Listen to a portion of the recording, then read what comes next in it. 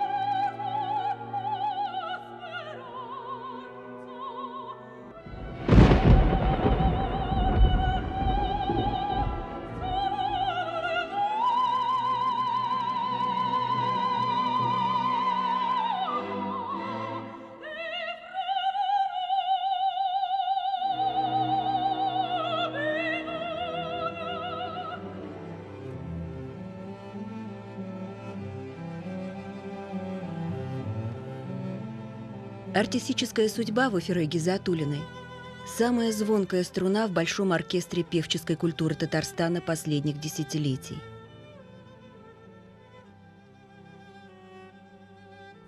Музыканты знают, чем туже натягивается струна, тем чище рождается звук. Видимо, и в жизни так же. Вернемся в 70-е. Именно на эти годы приходится первый виток творчества Вафиры. Оглядываться назад было не в ее характере, но в мельканье лет ее юный образ не был потерян теми, кто запомнил начинающую певицу.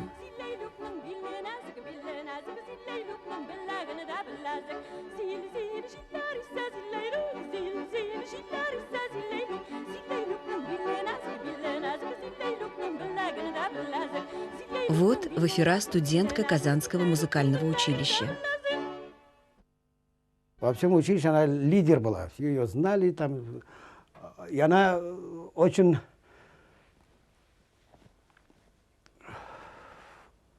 такая отчаянная была, могла ее, допустим, какими-то там юмором рассмешить нас, и могла кого-то или из наших, или там кого, в общем-то, там отчитать как следует, как говорится.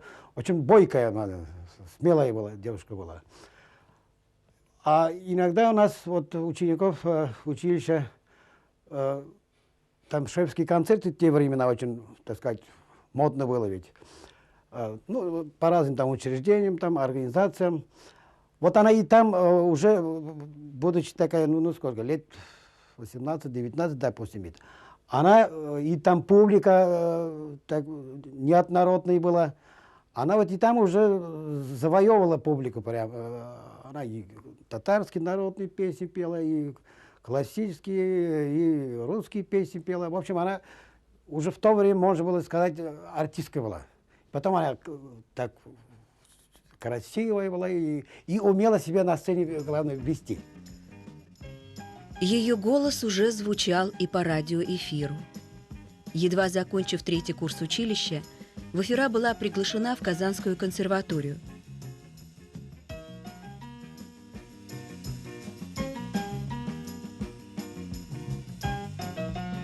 Получив диплом, пришла работать в Татарскую филармонию. Обычно начинающих артистов включают в бригады к более именитым. Вафира сразу же стала работать самостоятельно.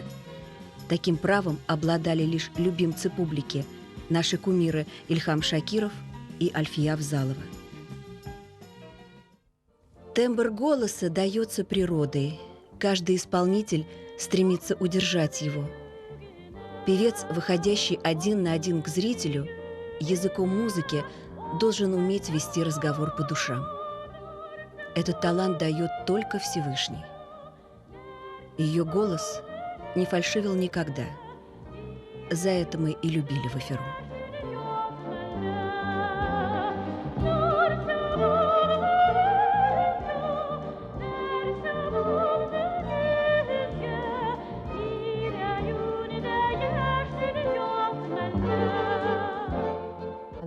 профессиональный человек, и одновременно в ней такое природное, народное нутро было.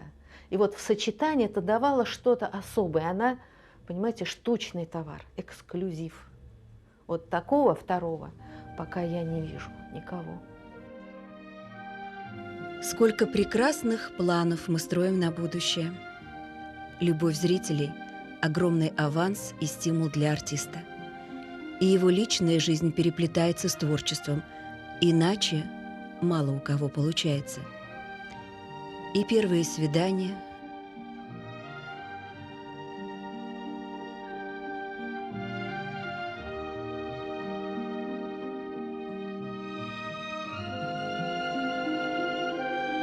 и медовый месяц, и рождение дочери – все трепетно, нежно, многообещающе.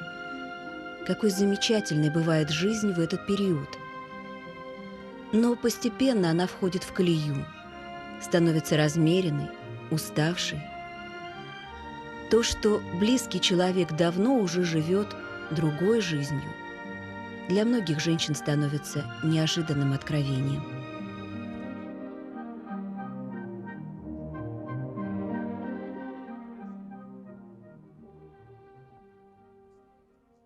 Личная судьба, к сожалению, у нее действительно не сложилась. Таким людям трудно строить личное счастье. Надо уметь терпеть, надо уметь приспособиться, надо уметь слушать, надо уметь промолчать. Много что надо уметь. Она была очень независима, очень горда, хотя мечтала о личном счастье, мечтала. Может быть, после 2 официальных, не очень для нее удачных браков, она уже боялась связывать себя официальными узами.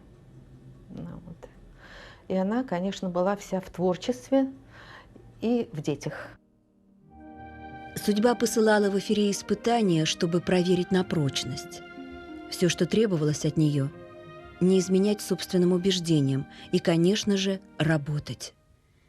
Законы творчества жестоки, душевная боль тоже идет в копилку.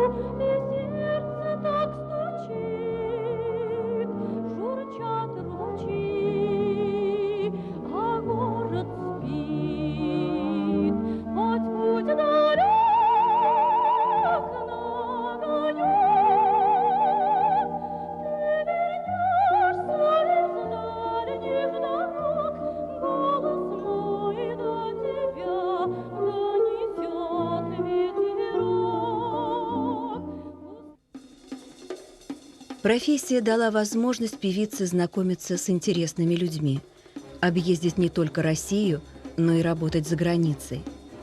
Право на выезд в СССР имели лишь единицы. Вафира Гизатуллина представляла Татарстан на международных форумах. Куба. Всемирный фестиваль молодежи и студентов. Однажды после концерта Вафиру пригласили на вечеринку. Кто-то предложил и советским артистам поучаствовать в танцевальном марафоне. Соревновались 5 кубинок, и из Советского Союза 1 мама.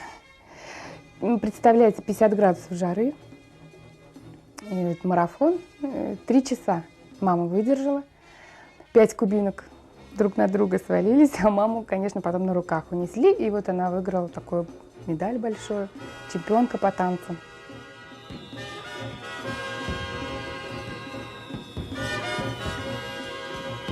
Но все эти впечатления накатывались как волны, а потом наступал период отлива.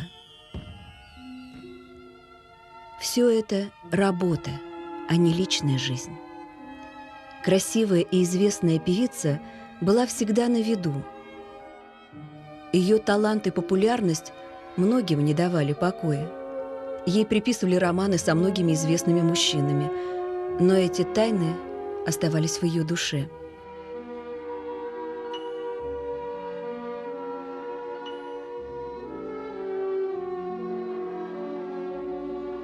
Ну, мама всегда говорила, что я сама себе государство, я его создала, я в нем живу. Наверное, отсюда уже видно, какой сильный человек. Не потерять тонус. Эдакий маленький моторчик, оживляющий душу, вселяющий надежду, дающий силы лететь вперед и совершать, постигать, добиваться. Попробуйте человека, который каждый день в творчестве, попросить остановиться, не ходить на встречу с композитором или не ехать на гастроли. Это невозможно. Поэтому дочь свою Вафира рано приучила к самостоятельности. Часто мама ездила на гастроли, ведь, да? И как бы мне приходилось, я с 15 лет уже жила как бы одна. Поэтому научилась готовить, но опять-таки от мамы. И встречала ее всегда, ждала, пекла там, торты. И мама тоже очень хорошо готовила. Вот, и как бы мы даже иногда менялись ролями. То есть я ей говорила: приехала доченька моя. Вот так вот, было так, действительно. Но она была очень сильная женщина. Женские слабости, конечно, были. Она очень любила одеваться, например, красиво.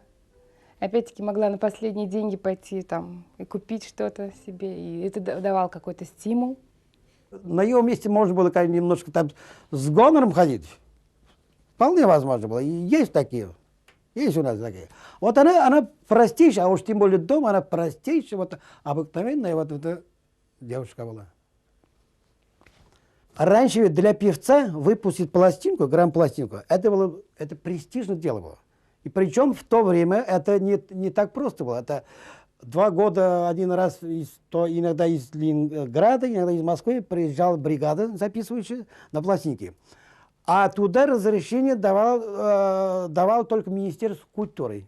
Я говорю: Вафира, ты такая уже популярная певица, образованная певица.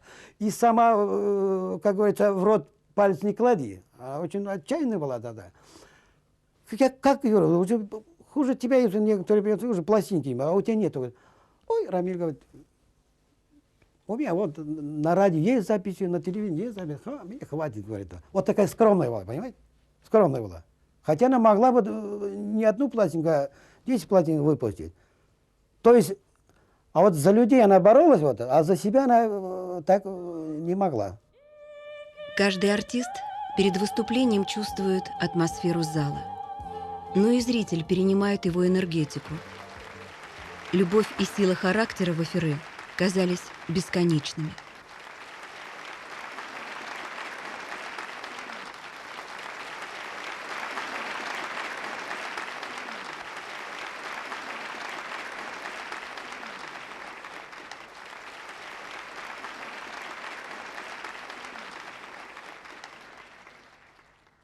Она была недовольна собой. Она всегда совершенствовалась. Она поэтому-то, наверное, была недовольна, что она и хотела еще большего совершенства. Она была недовольна теми людьми, которые были рядом с ней, потому что они не так себя вели, не так себя активно вели, не так хорошо работали, не так хорошо пели, как она. У нее была очень высокая планка.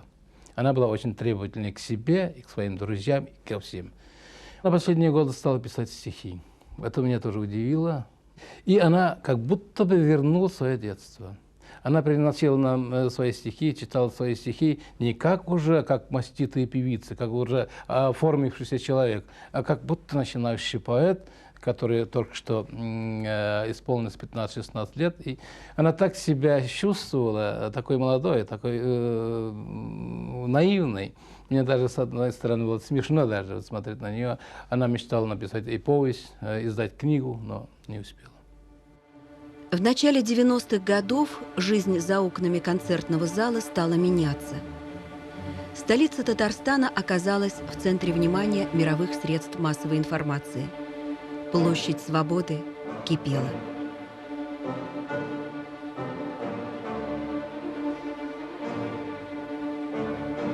Взвешивая ситуацию, руководство Татарстана удерживало баланс доверия и понимания между двумя народами. И тогда политической трибуной для Вафиры стала сцена. Она постоянно говорила, что где родной народ, татарский народ, там она должна быть. Судьба народа – это ее судьба. Даже она дошла до того, что она отказалась от звания заслуженной артистка Российской Федерации. По-моему, она это зря сделала. Потом ей об этом говорила, она даже согласилась с этим в последние годы своей жизни. Она очень часто обижалась на то, что ее упрекали в том, что она, будучи певицей, занималась политикой, общественной деятельностью. Ей прямо в глаза говорили о том, что она певица, что зря она занимается не тем, что она зря тратит свою энергию на ненужные дела. Сказали, что политики должны заниматься политикой, там государственные деятели заниматься своим делом, а певица должна заниматься искусством. Она никак не могла с этим согласиться. Она всегда говорила, вот Габдулла такой говорил, я не только поэт, я и политик, общественный деятель. Почему? Я хуже Тукая, что ли? Я иду по пути Тукая, поэтому в этом ничего плохого нет. У Вафиры начались долгие годы ненужности, иногда безработицы, безденежья. Ее голос перестал звучать в эфире радио и телевидения. Певицу приглашали на преподавательскую работу, но Вафира не решилась. Я еще не напилась. Ведь каждый выход на сцену для артиста как взлет в небо, как взмах крыльев. Счастье не приходит тогда, когда его вымаливаешь у Всевышнего со слезами на глазах. Оно имеет свои неведомые нам законы.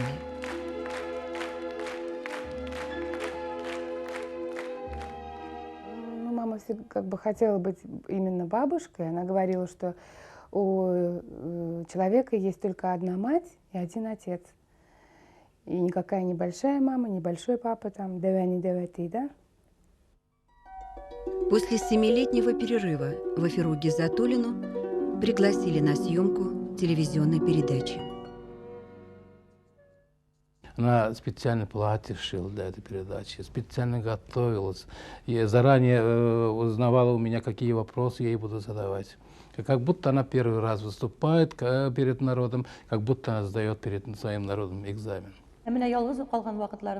Наедине с собой я чаще задумываюсь о своих детях. Хватит ли сил, чтобы поднять их? Вот тогда оптимистка Вафира становится пессимисткой. Что за времена их ждут?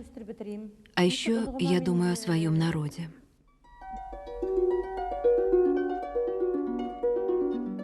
Мы, когда завершили передачу, она вышла и заплакала. Я у нее спрашиваю, почему ты плачешь? Говорит, я уже 7 лет не выступала по телевидению, у меня не было такой возможности. Говорит, вот я сегодня первый раз встречаюсь со своим народом, с такой огромной аудиторией. Я же, говорит, артист, я чувствую, не только я с тобой разговариваю, как будто я беседую со своим народом. Первый год нового века для Вафиры Гизатуллиной был знаменательным. Жизнь вновь вошла в привычную колею. Концерты, выступления, а главное, весной состоялся юбилей певицы.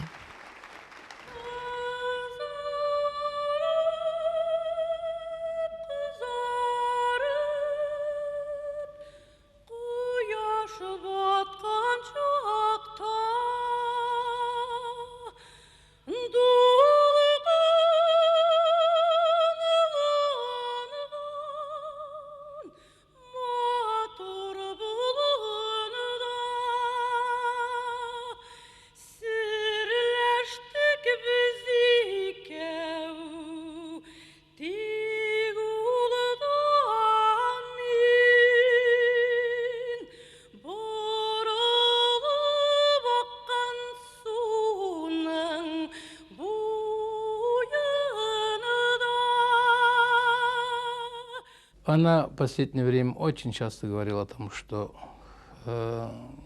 скоро она уйдет. Она даже когда разговаривала, вот вы меня запомните. Когда она выступала, не только разговаривала, когда она выступала на концертах, на встречах, она всегда говорит: запомните меня такой красивый. Она как будто прощалась на каждом концерте, на каждой встрече, как будто она прощалась со своим зрителем. Перед началом нового концертного сезона Вафира Гизатуллина провела вместе с подругой Наилей Яхиной в санатории. Запомнилось, в поведении Вафиры не было душевного баланса, то радость, то слезы.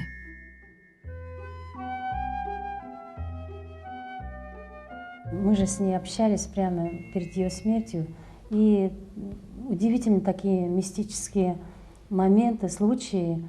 Вот, например, она хотела летать, например, прогуливаемся по территории, она хочет летать. Я, говорит, хочу летать. Душа, говорит, куда-то рвется. А ты не хочешь летать? Меня спрашивают. Я так удивленно. Нет, говорю, нет. Меня иногда она, конечно, удивляла даже. Удивляла. Потом начала петь. Запела песню Сайдаша и почему-то опять заплакала. Я говорю, почему ты все время плачешь? Не знаю, говорит, не знаю, говорит. Сама, говорит, не знаю. Это, наверное, ее вот, действительно душа такая была тонкая, она интуиция, ну как сказать, ничья кумылья. На серии фотографий, сделанных уже после гибели певицы, оказалось, что вдоль единственного кадра, на котором Вафира позирует одна, проходит непонятная белая полоса. Мистика. Вот у Кая стихи есть вот «Что дунья шитлегеннен тарсанап кунгрем кши». Птица души улетела с тесной клетки мира. Вот у нее душа тоже, как Лукай сказал, предсказал, вылетела из этой клетки мира, потому что ей было тесно на этом свете. Есть восточная легенда. Сладкоголосая птаха долго просилась на волю из золотой клетки. Когда вдруг пение ее стихло, огорченный хозяин увидел птицу, бездыханно лежащей. Он открыл клетку, и тут подул свежий ветер свободы.